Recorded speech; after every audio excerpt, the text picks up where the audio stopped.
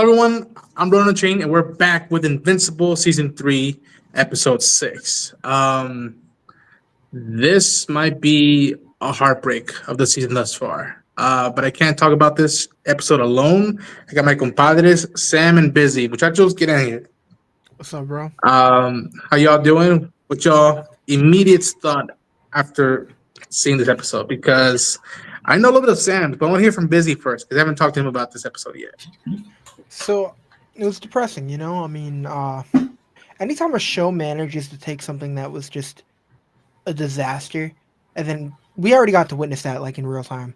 So when they play off of it and then add more to it, it's just adding more layers to an already horrific event. So it's like, I don't know, man. It was there's a lot to break down, a lot of parallels that kept reminding me from like other movies, for an example. Of course, certain voice actors that popped up. There's a lot to be excited for, but then a lot of things that are kind of making me panic for what's to come in the next two episodes.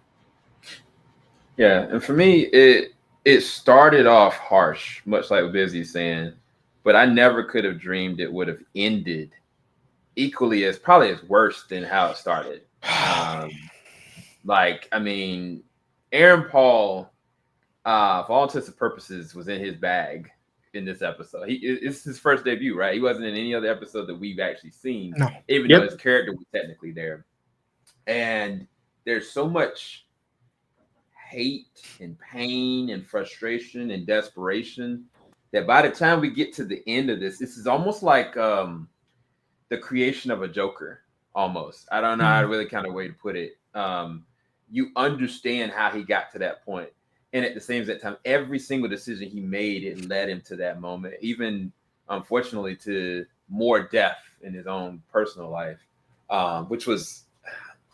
It was devastating, man. It was devastating. Well done episode. I mean, there's a lot of different key points, a lot of good character evolutions, even down to like the funeral concept of what Mark had to kind of go through with this episode. It was almost like he's having to relive the mistakes of his father's past. But it was a great episode for me. Yeah, I mean, that's Busy. one thing kind of I want to break down because it's like there was a lot of things that this episode really highlighted, and it's like to see it from kind of an outsider's point of view where he had to see his niece and his sister die, and of course those two characters were actually in the finale. Like we got to see those two characters, so for them to add off of those characters that we already saw, it was pretty depressing. But it kind of like makes you think a little bit because the way everyone kind of like views Invincible and the way Invincible views a lot of people. Like one of the big points in the earlier on in the season was him not, believing in the reforming of villains. Once you do something, that's it. That's just kind of the way Mark sees things, which I understand. But at the same time, if you're not going to throw them back in the water, you'll never see if they can reform. And being in that situation just to see all like how Powerplex kind of views him, and then earlier on in the season we got a moment where it's like Mark doesn't see all of the things behind the scenes. So like obviously his views aren't changing. And we kind of saw that. I think it was in the beginning of episode 4 or something, where they showed the couple, the criminals, and we get to see them kind of slowly trying to rebuild their life, and then kind of crumbled, and then they tried to rebuild it again, and then it all ended with Invincible and their team kind of like arresting them. So it's just really cool to see all of these things kind of happen where we're seeing it happen, but Mark is just kind of so clueless to it all. And it just, I don't know. I think it's real big for his character because he's not kind of fully grasping how I guess everyone else is feeling about all this and how big it's affecting everyone. And he even mentions it later on in the episode where he's like, seeing all these names kind of makes it real. It kind of makes it, he's like, Cecil hid me from all this, and I never kind of fully grasped what this actually is. And I feel like this is a big, big turning point for his character. I'm happy for it. I think that anybody that kind of goes through the kind of trauma that Mark has gone through becomes at some point, to be able to cope, desensitized.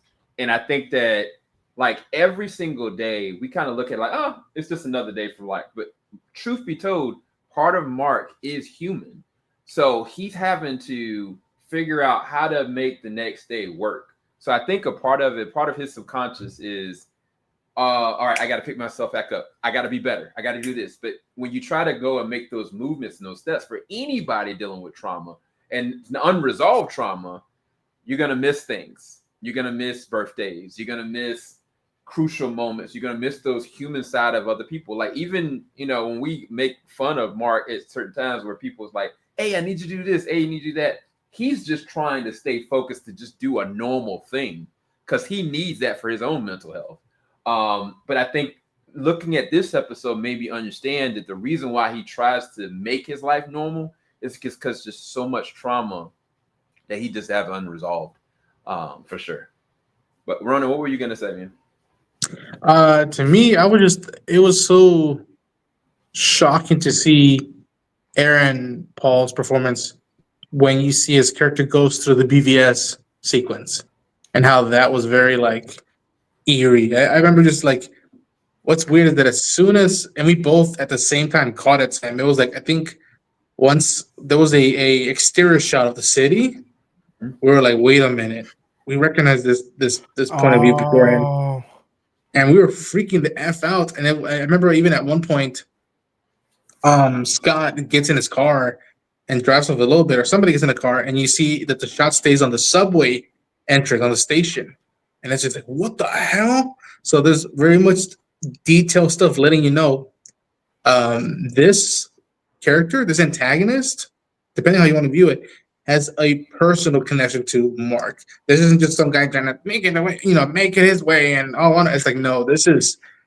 the foundational connectivity. And you see, I think it was Sam that pointed out that was like he tried going the process of like due process of like, let's get a judge, let's get a court hearing, let's make this as possible. And when he kept getting shut off, like a lot of people do in society, and there's so much injustice going on, and how he kept telling everybody, I just want to talk to him. I need to see him.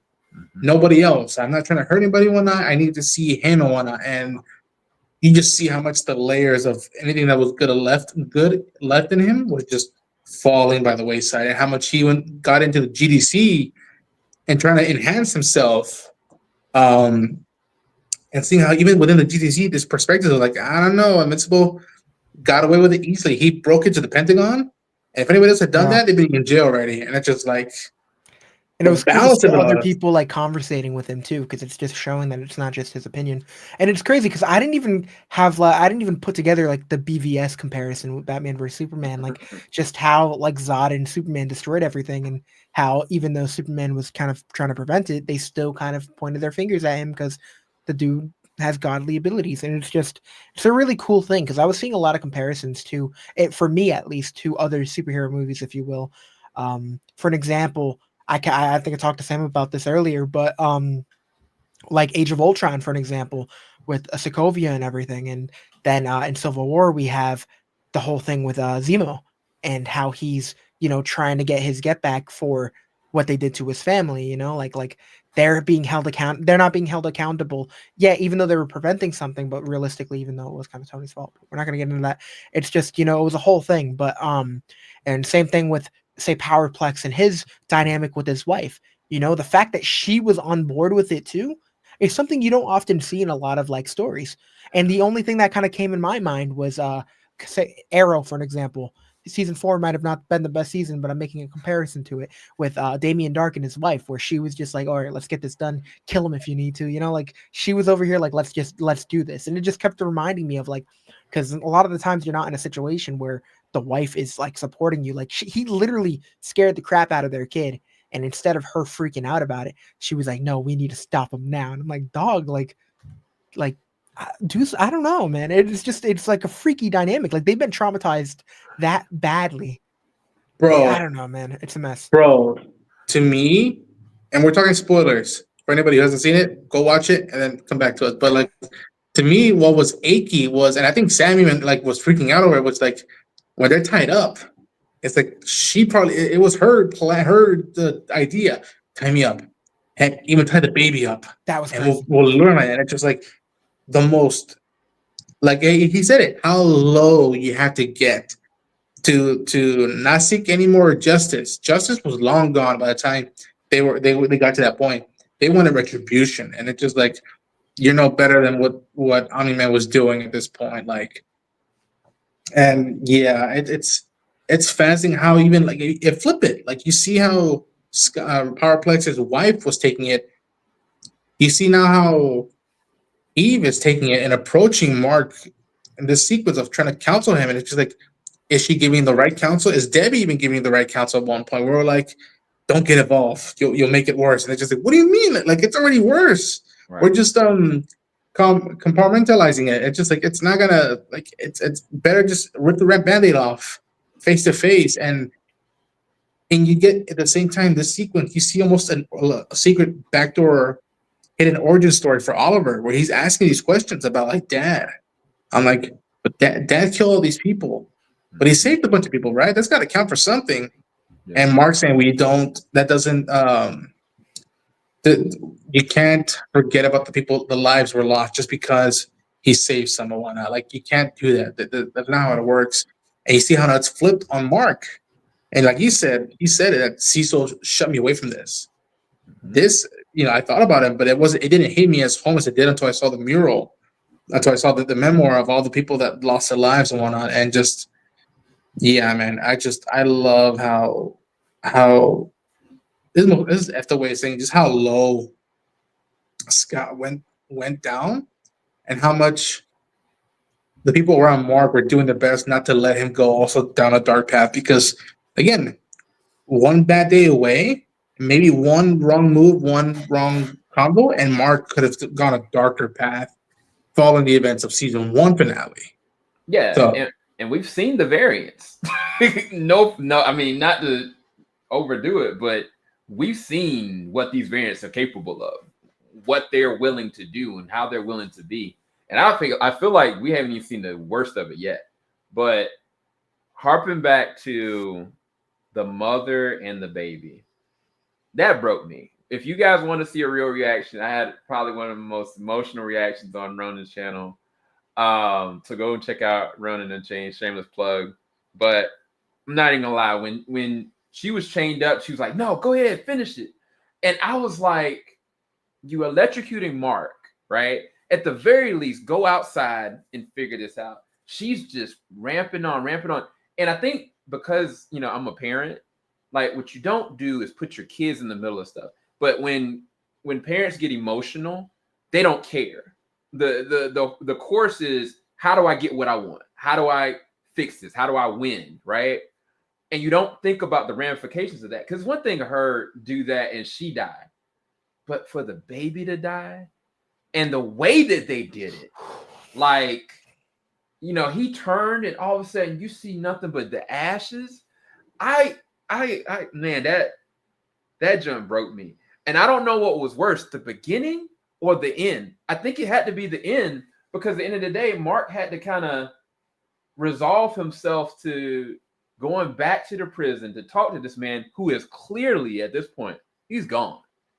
He's far gone. There's nothing that Mark can ever do to get him back. He is gone. Like, this is, to me, the first true loss that Mark has ever had, because this man's soul is gone. Like, he's never going to forgive himself, and in turn, he can never forgive Mark. And psychologically and mentally, I don't think he can make it past that. And it'd be kind of like if Mark did the opposite and he was trying to go and fight somebody and Eve was lost in the crossfire. Mark would never forgive himself for that. He'd be done. That'd be it. But yeah. Well, you know what? Actually, dang, this just happened last year because, this happened to his brother. Like, his brother and his mother were in a situation where they both could have died. And if they had have died, who knows? It could have been the same thing. And it's pretty sick, man. This is a great episode, but it was rough. Yeah, I appreciate the pacing, how we took our time with these moments, and how I even love how even like Scott was planned it out. Okay, these are where the sightseeings of Invincible. I'm calling you out. Why isn't he showing up? Why isn't he showing up twice? And it wasn't until the third time that he actually got the call and whatnot. And I and again, this one was a brutal, but also you get moments with Debbie's boyfriend. I forget his name. And how he's trying to connect with the Graysons, and now he's like, let me tell you, and I got this guy, I hooked him, and yeah, I did my thing or not, and I just love seeing Mark even and Oliver being like, good one, and he'd be like, what was I doing? What was I doing? I'm not funny. And I love David saying, nobody's asking you to be their dad. It doesn't. It is not about you doing this. It's just being there. That's what counts. Being there. Right. And again, in this brutal, bleak story episode, you get this little bit of levity with them and how like they're gonna be late. Okay, we're gonna fly the car out, and him freaking out, and like Oliver, please be back in the car. Just do it for me. Do it for me. And you see how one family is being torn down, almost self-destructively. And you see how one is hardening and like almost redefining itself in one angle. I love this episode because it was doing multiple stuff at the same time and yet seamlessly. And it's like you can focus on the superhero angle or you can focus on the personal angle. And you see how this man is trying to quote unquote be a father to these boys. And you see Scott's angle. And the more he's getting into getting payback, he's losing his kid. His kid is crying almost anytime he was in the room with his kid. The kid was crying and running away from his father. Yeah. And it's like that says a lot about the dynamics that they're going for with between Mark and Scott. And even seeing.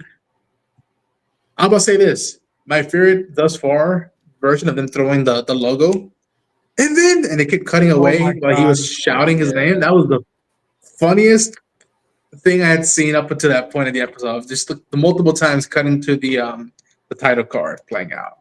But yeah. What do you guys other thoughts on the episode and what Scott went through?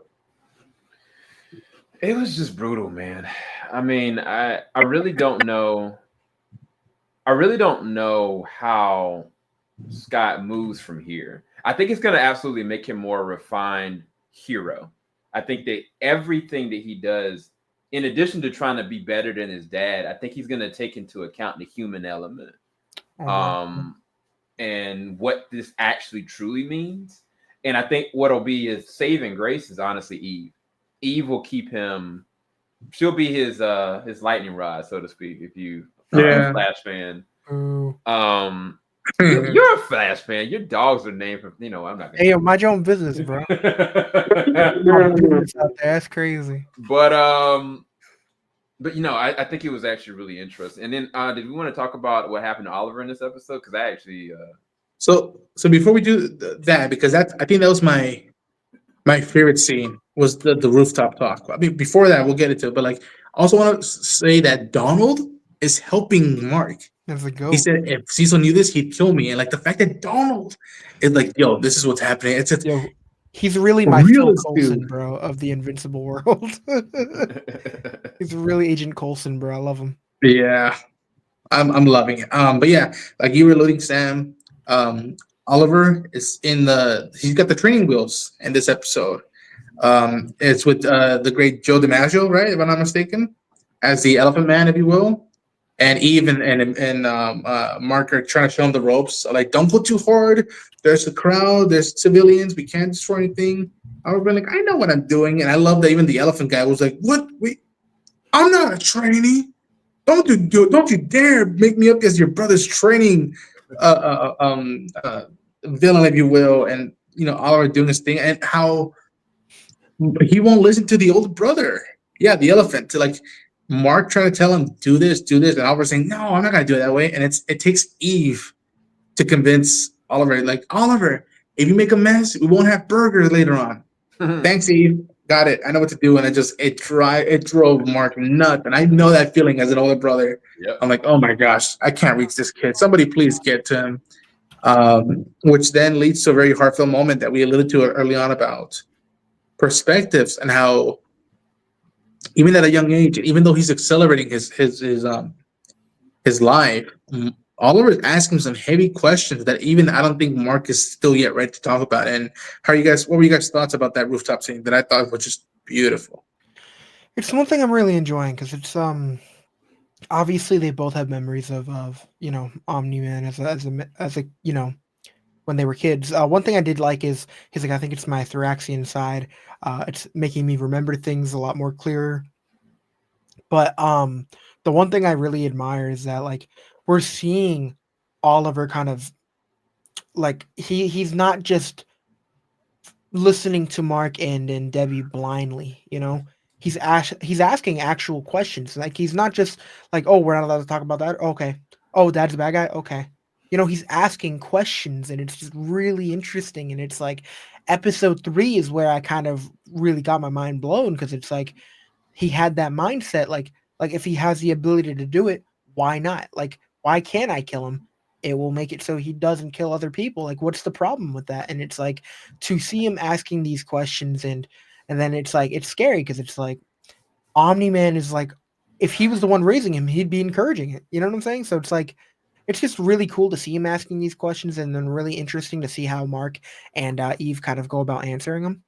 And I've just been really excited to see more of that development. And I think that's part of the reason why I was so tense during the last episode when he had a whole bunch of new friends, and then we saw those bullies. Like I didn't know what he was going to do, and Right. it's really like cool to see him slowly progressing and kind of get a grasp on how to handle these situations. And um, obviously, Mark has never been in that situation because when he got his abilities, he already knew like he already had morals. He already knew the how to act, if you will. Yeah, Whereas Oliver is matureness. technically still what, like a 2-year-old, 1-year-old dude, 2-year-old dude.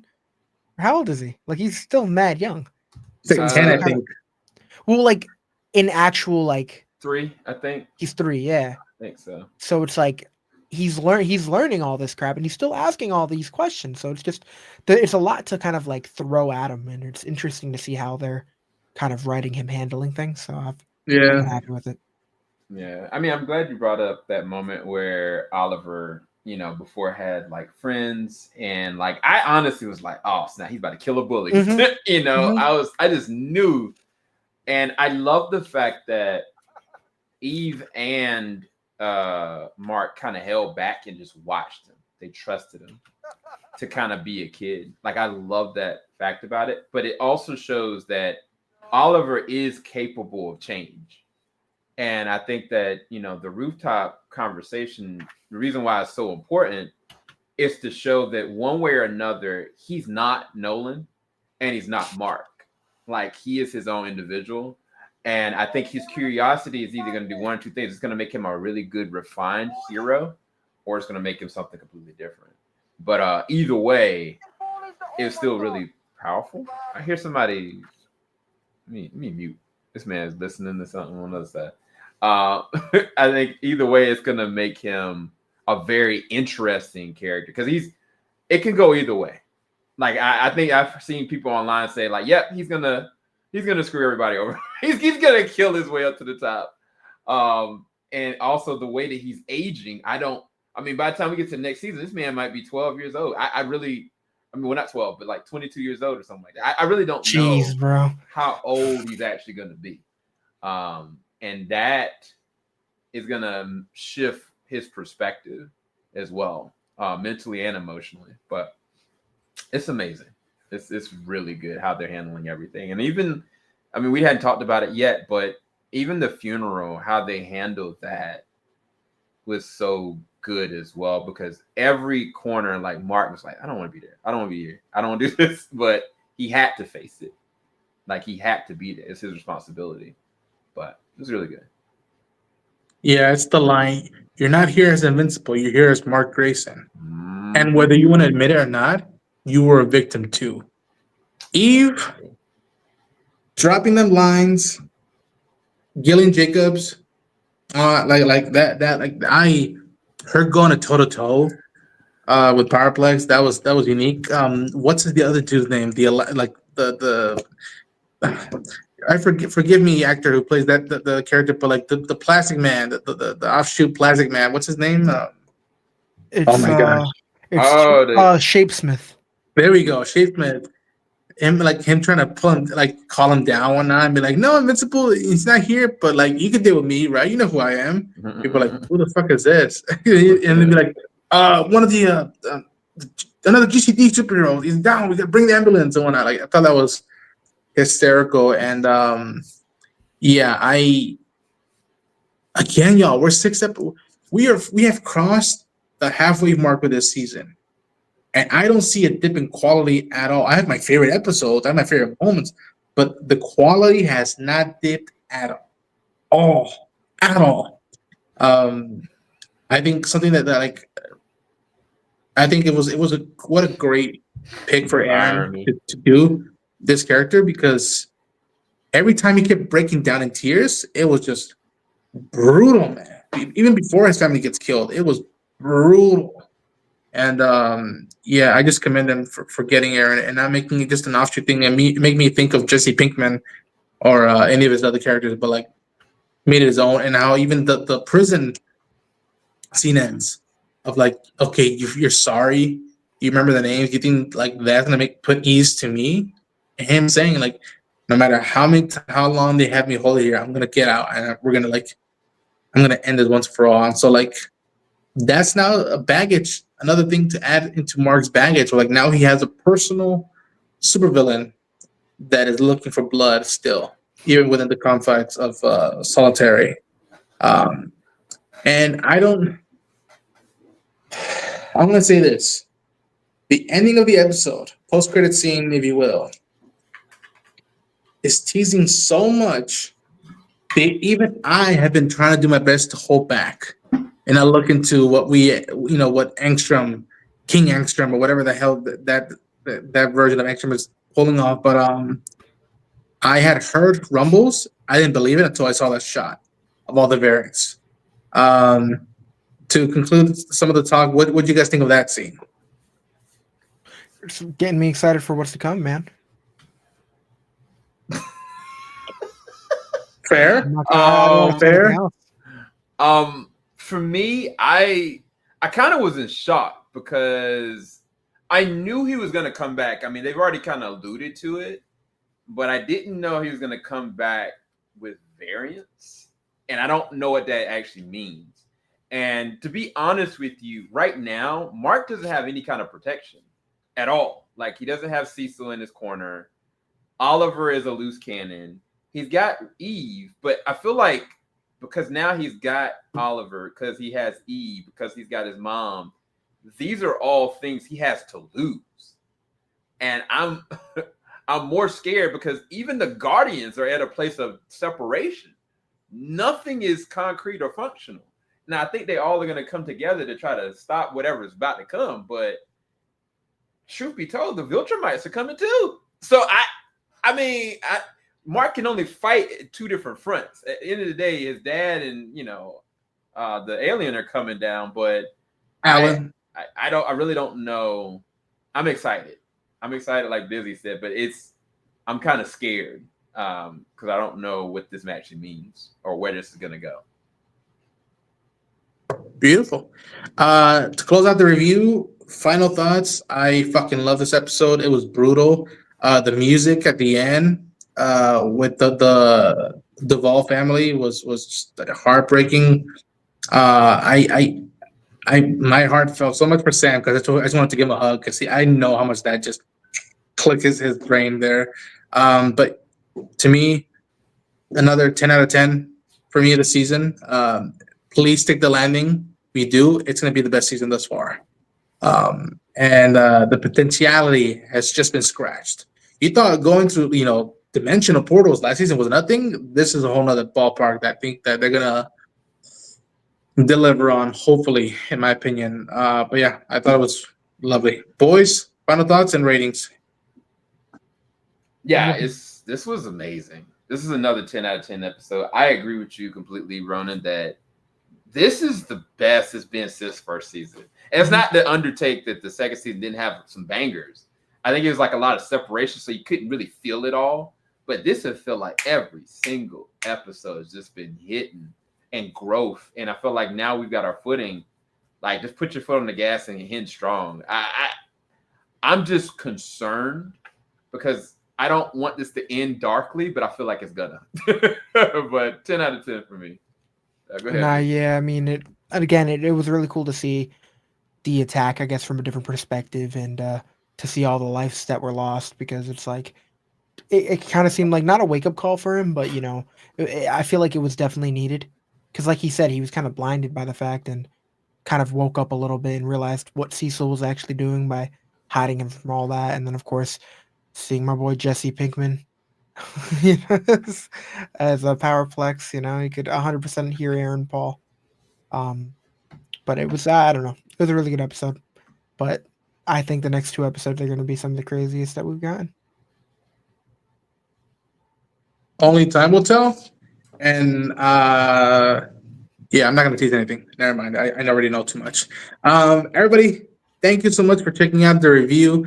Bizzy, plug your channel. Where can people find you? Bizzy Braun, and on TeamJVS, and on Ronin Unchanged channel. I'm everywhere. Nice. I'm Ronin Unchained. You can find me on my channel. The subs are growing. Keep at it, boys and everybody. We got a lot of stuff planned out for the rest of the next 6 months. Jesus, I'm already getting anxious about what's happening. But best believe that there is so much stuff coming down the pipeline at TeamJVS. So follow the channel, subscribe. I want to tell y'all so much what we got cooking, but I can't. But until then, take care, everybody, and I'll see you in the next video. See you on the next superhero show. Bye, guys.